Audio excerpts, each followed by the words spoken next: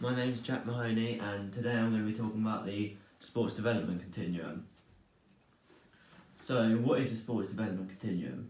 The sports development continuum is 4 different stages of different levels that you can compete in sports, being foundation the lowest, then participation, then performance, then the highest, which is elite. So I'll explain with each one of these levels to you. Foundation is the early development of physical competitiveness, and then also recreational play with parents or PE programs. Then participation would be the commitment of time to activity, and then sport undertaken primarily for fun. And you can also compete, your competitiveness levels can differ, so the desire to progress. And then for performance, the significant move towards organised sports, club or county level, regular training and coaching, and the desire to win. And then for elite, it would be reaching the top standard and competing in national or international levels. So my first sport that I did was football, and to explain national and local sides for each level of the continuum. So for foundation, for national would be your school curriculums, like primary school, so it'd just be like PE and sports days and things like that. And then for local, it'd be after school clubs, for example Rising Stars. And then for participation, for national would be secondary school teams, so like playing after school for your school, playing in a team. And then for local would be local clubs, for example Letchworth Eagles. And then for performance, for national would be the academy level, where you start playing for academies. And then local would be county level, so you start playing for local counties. And then for the highest point, elite, for national would be representing your country, so a professional player, and for example like representing England. And then for local would be pro contracts. My second sport I did was rugby. For foundation, for national, again would be primary school curriculums. So this would be again like sports day or PE lessons and things like that. And then for local would be after school clubs, outside of school and in school. And then for participation, for national would be secondary school curriculum, so again sports day, PE lessons. And then for local would be local teams, for example hitching. And then at performance level, for national would be national rugby camps, so academies, for example Premier Rugby Academy.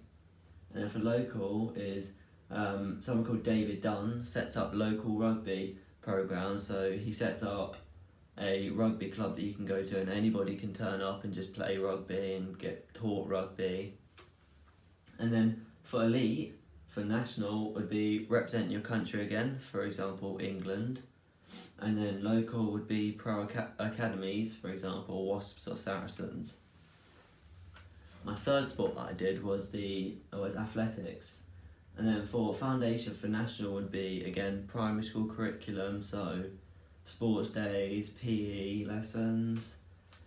And then for local would be after school clubs, for example discus.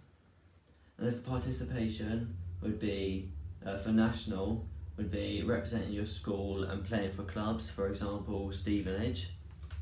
And then local would be secondary school curriculum, for example javelin in like sports day and PE lessons.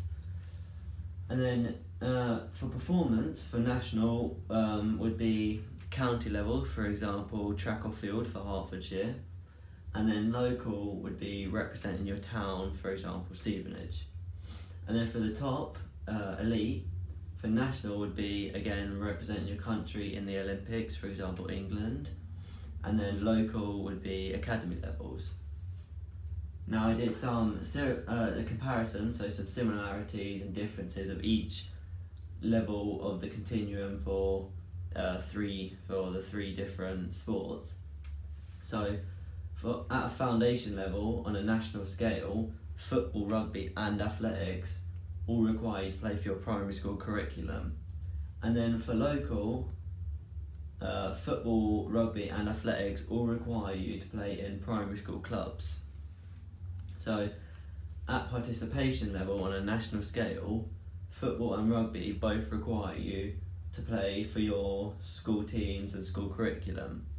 And then local would be football, rugby and athletics all require you to play for local clubs and teams. Performance on a national scale, football and rugby both require you to play for academies. And then for at elite level on a national scale, rugby, football and athletics all require you to play to represent your country, for example England.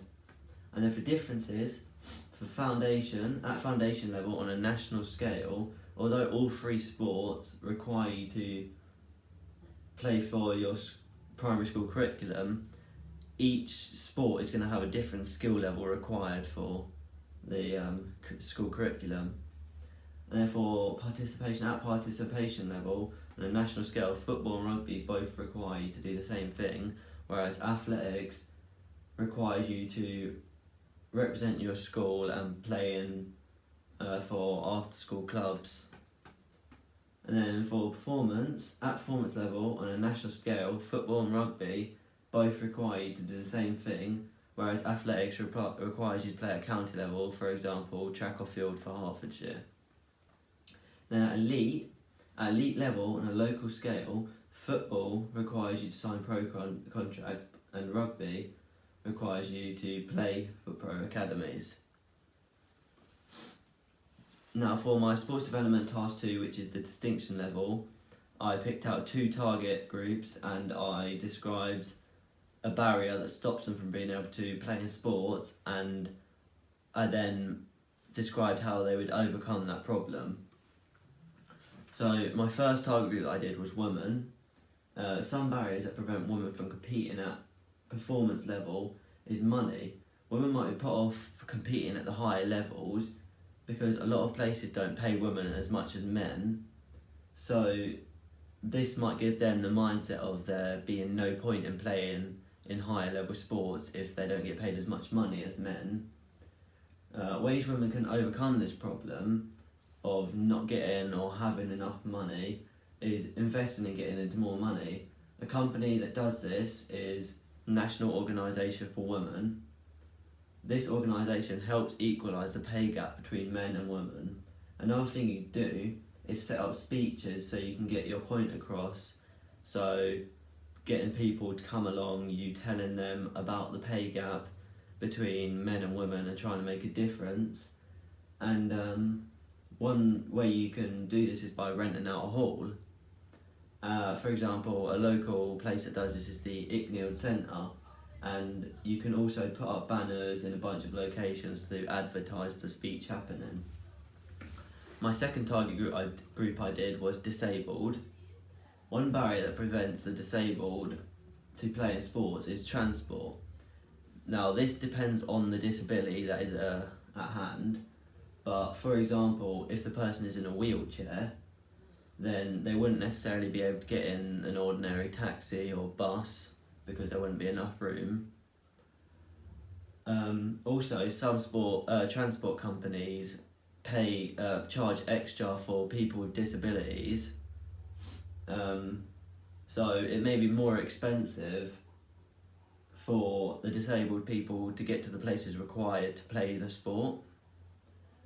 One company that helps with this is Scope.